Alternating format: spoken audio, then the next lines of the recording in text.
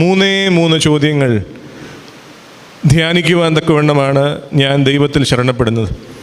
ആ 3 ചോദ്യങ്ങൾക്കുള്ള ഉത്തരം വചനം നമ്മളോട് എന്ത് സംസാരിക്കുന്നുവെന്ന് മാത്രം ഒന്ന് വിചിന്തനം ചെയ്ത് എൻ്റെ ശുശ്രൂഷയെ ഞാൻ അവസാനിപ്പിച്ചുകൊള്ളാം.